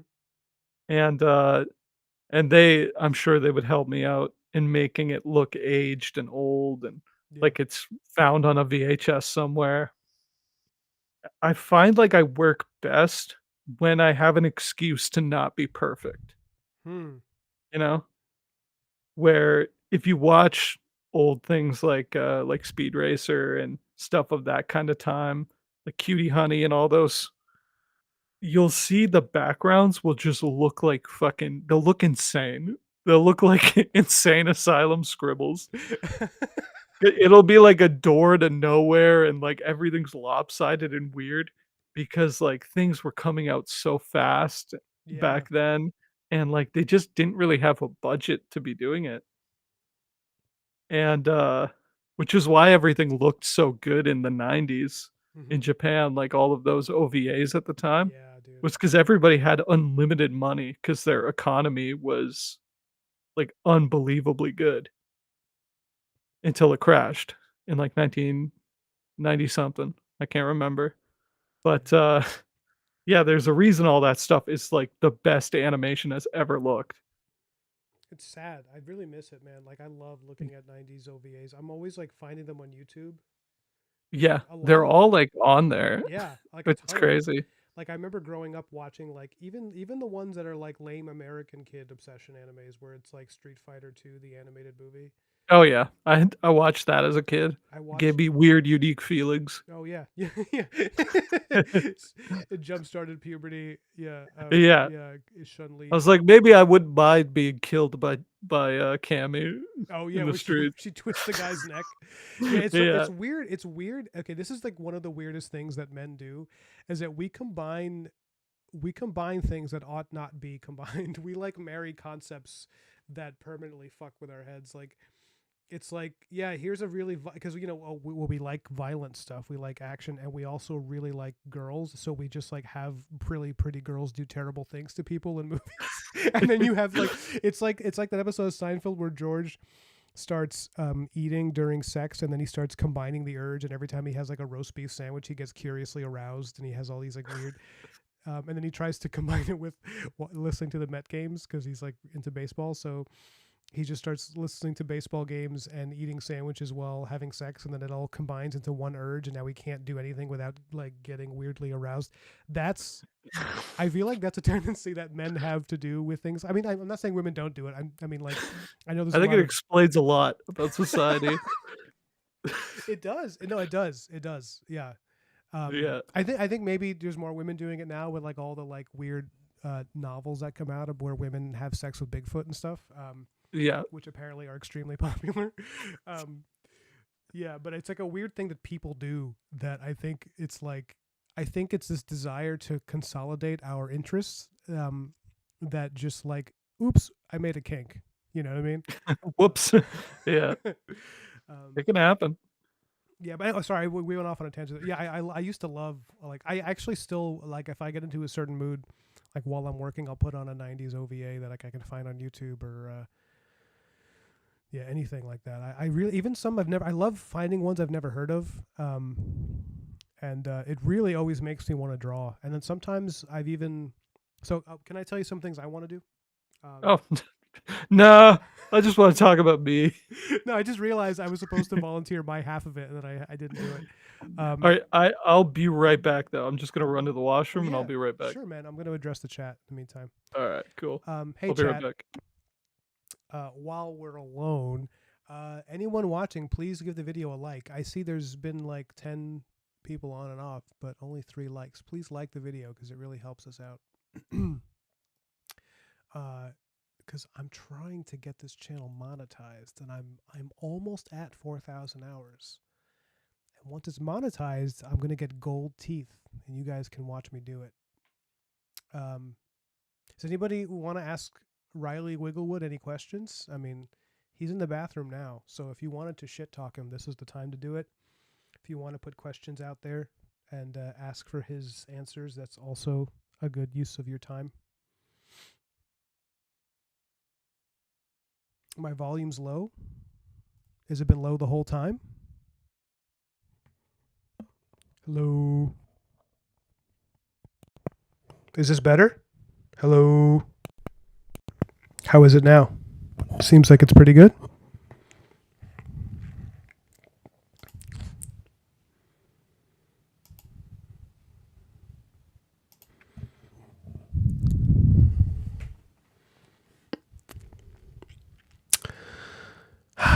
Now it's just me looking into your eyes, chat.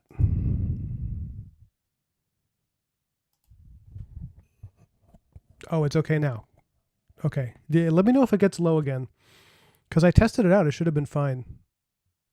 I don't know why. So this mic, I don't know why it does that. It's like this shitty mic that's like, it goes,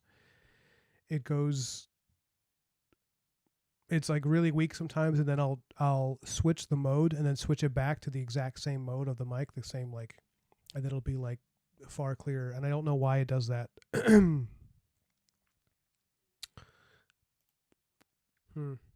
If it's been low the whole time, that's gonna suck because we've been talking for like 90 minutes.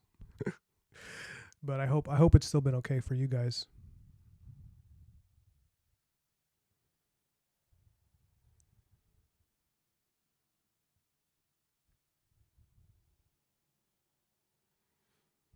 Oh, what's up, Book Music? How you doing?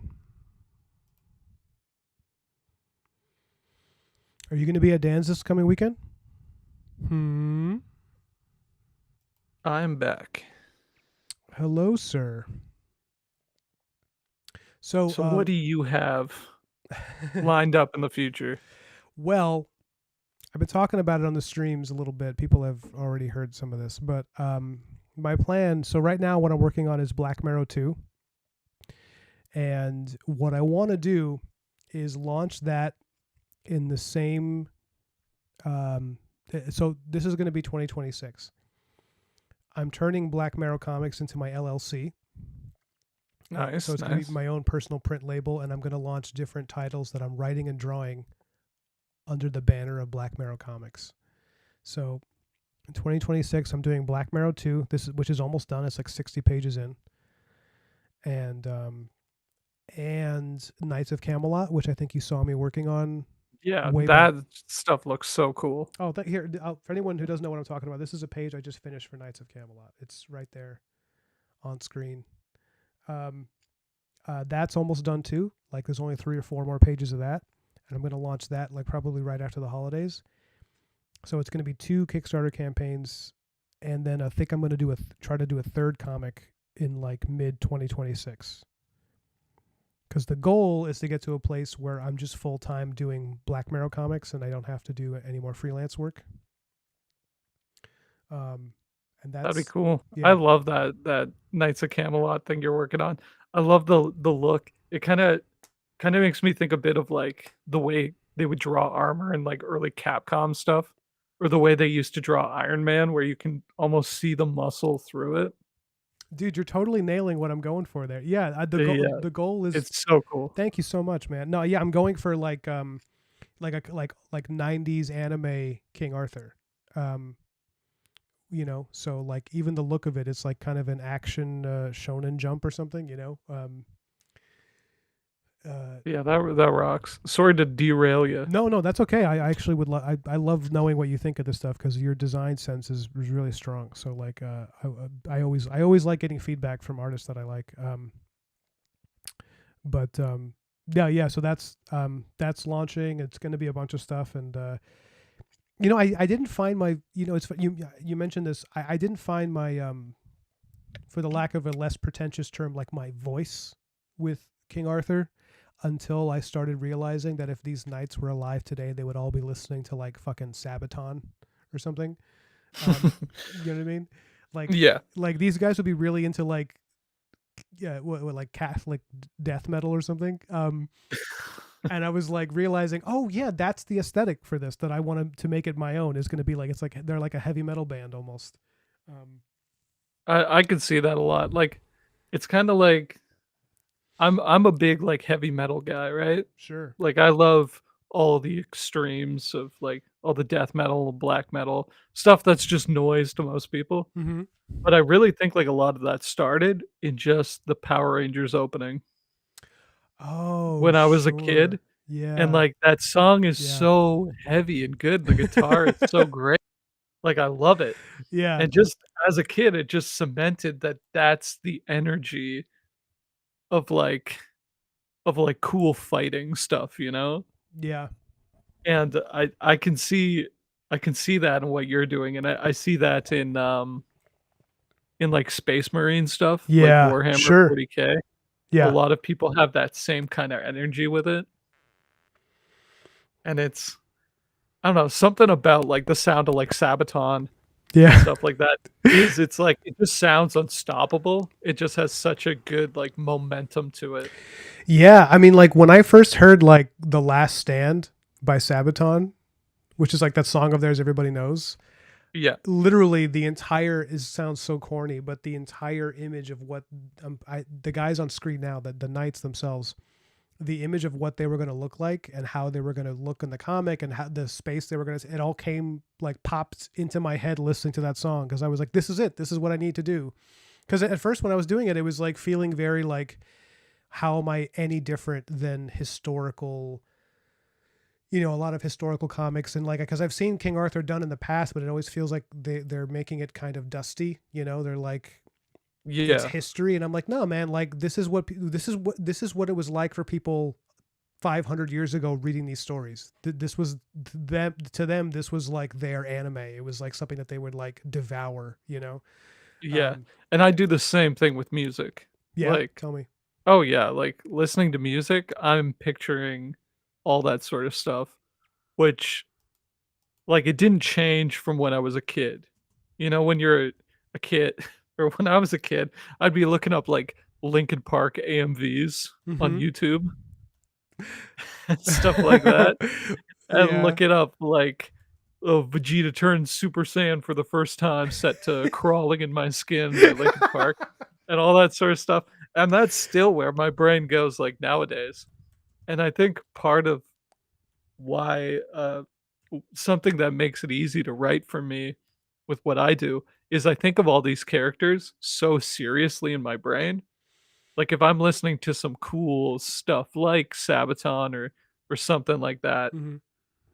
and I'm just thinking of, like, my barbarian character just doing cool shit. Not Yeah. doing stupid, like, goofy stuff, but, like, him as a real character.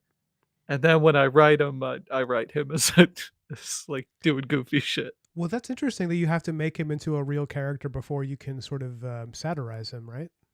Yeah, it's kinda like I want it to look like that. Like, if someone saw a screenshot of anything I did, they wouldn't know immediately that it's supposed to be comedic. It's Yeah. like all of these characters are such like, stereotypes of, like, that class. Hmm. Like, one wizard looks like a dark wizard, one Yeah. wizard looks more like a light wizard, Hmm. and you got a barbarian that's just classic barbarian and all that sort of stuff, like, just clearly of the time, you would see everyone kinda referencing Conan and being like, "Yeah, that's our Conan." That's really cool. That's a really cool mentality to go into it with. I think it's why the jokes work so well. It's like I think I find that the humor in Wigglewood is pretty three dimensional. It's really nice. It's like it never feels it weirdly doesn't feel throwaway. Like all the jokes are derived from the characters that you've established. You know.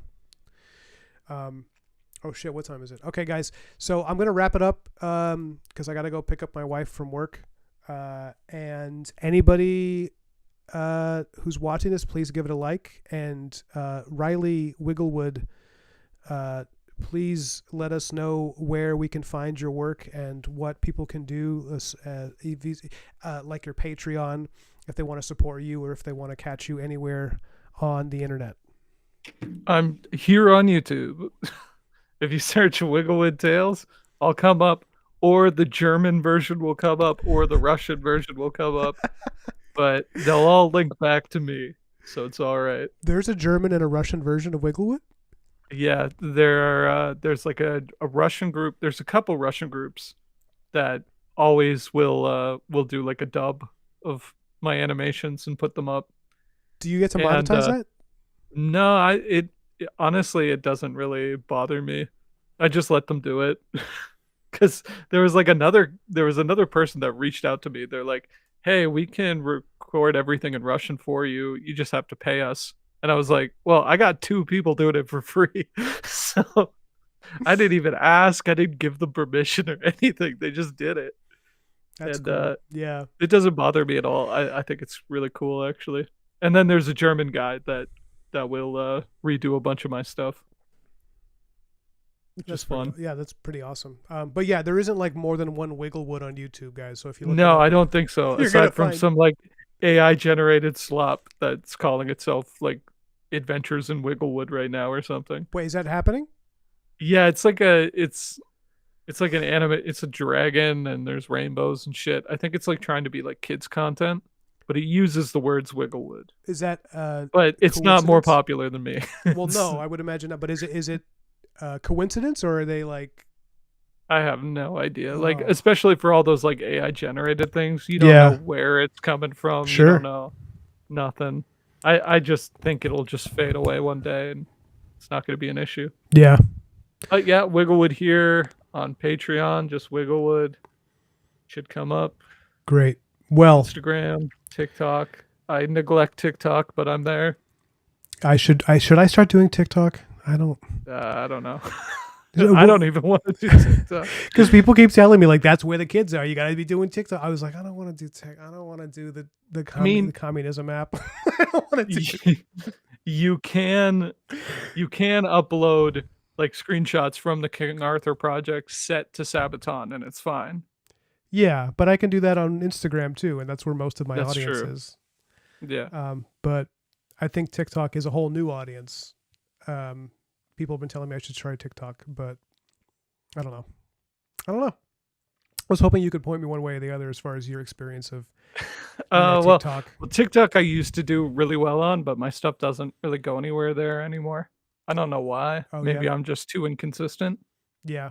Oh, Instagram, yeah. people I know are on there, so Yeah, I get more reposts on Instagram because like it's Instagram is very visual art friendly. Um, in a way, I do. Okay, the one I never do is Twitter. yeah, I I have can't. I have a Twitter. I never use it, and once I realized I don't have to use it to build an audience, I was like, I'm not doing it. I can't stand it. Every time I go on Twitter, it's like, hey, do you want political outrage? Here's a Yeah, do you wanna get really fucking mad? yeah, dude. There was a point. I think they changed their algorithm a little bit, but there was a point last year where every time I opened Twitter, it was like, hey, you want to see somebody get fucking killed? And it would just be Yeah. like a video of somebody getting their head stomped on, and they're like, this is the problem with this demographic. And it was always just whoever they don't like, they're the ones who are responsible for kicking people in the street. And I was like, I can't do this anymore. This is like Yeah. my cortisol level cannot, maintain a Twitter connection. So I have a Twitter account, but it has like 15 followers because I never post on there. Yeah, I was, like, building one and it was going okay, but Yeah. at one point, I made a post there being like, "Hey, I'm not here anymore." Later, because it's just, like, it's such a cesspool. Yeah. It's so fucking it's gross. It is It gross. It is yeah. there's like it gives me feelings of like biblical like Sodom and Gomorrah. You know what I mean? Where Yeah, it's just like honestly. a place so full of villainy and sin that God's gonna just wash it away. Like there's not one good soul here on Twitter. Like it just feels like that. It should be washed away. Yeah. It's fucking it really does feel like evil, Yeah. Well, you know? someone was, and I know I need to go in a minute, but someone was saying like Twitter from its inception was it could not be anything except evil because it's encouraging everybody to speak in short sound bites and to have no accountability or like everybody can just speak anonymously and say horrible things. Yeah. you know and it's like and that's all over the internet, but like other things, it's like Twitter for some reason, because it encourages short bursts of rage, uh it just facilitates the darkest parts of human beings, and it's like every time I'm there, I just want to take a shower. Like I just want to like bathe it off in fire. A and it got way worse when it was monetized. Yeah, 'Cause, like, if it wasn't monetized, then that takes away the incentive of just trying to piss off as many people as possible. yeah, But it's true. nowadays that you could just post like, actually, The Godfather sucks," or something, and then you just sit back and you wait for people to, Yeah, like to share it and talk about you just how like wrong you are, lean and you back in just your make chair. money. Yeah, you lean back Yeah. in your chair, you put your feet up on the desk after saying something really outrageously. And then what you do is when people respond to the stupid thing you said, you retweet them with like, look at how pissed off all these people are what I said. Isn't that, and then that Yeah. just makes people more mad. You're like, it's just Or, like, every fucking week, something goes viral that's someone being like, "I bet you can't name 2 foods." And it's like, they probably can. I think everybody can. And people are like, "What an idiot. I could name 2 foods easily." yeah, like It's they like, "Well, great. You just made some idiot $15,000 by getting so mad." are you and I stupid that we're not doing that? Well, that's that's how it comes full circle because 'cause you're just like, "Yeah, maybe." Like I'm just like we're laughing and I'm realizing I could be supporting my entire family with this because I'm pretty sure like I don't know, like I consider myself a very nice person. I think I'm relatively kind, but I think I could come up with some pretty fantastic rage bait if I really wanted. I'd be like Elmo is a fascist and then just like sit back in my chair. I think so, yeah. Yeah. It feels like it really wouldn't be hard. I think Yeah. that's kind of why so many people do it. Or you'll get, Yeah. like, someone who is trying to be, like, the next big thing, and it's really not working, so then they just resort to that. Oh my goodness. Broken Blade says he likes my Elmo idea because it's pissing off the left and the right with one tweet. Everybody's fucking mad, yeah. Yeah. Well, that's what people talk about, like Rise of Skywalker. That Yeah, that's yeah, you know where I'm going with this. that's gotta be it. Yeah, that it like united everybody hating one movie. All right. Well, on that note, I love you guys. I'm gonna go. Wigglewood, thanks so much for doing this, Riley. We should do this again sometime, man. I know you don't have a lot of time these days For because sure. you're hanging out with like Helen Mirren and Meryl Streep. I'm sure. Yeah. Yeah. And I'm renting out properties, and I'm on boats and stuff. Yeah, you're doing rap videos on boats where you just sip white wine Yeah. and eat shrimp. Um, Yeah. but if you can make the time between all those things, I would love to have you back on sometime. And yeah, all right, later, guys.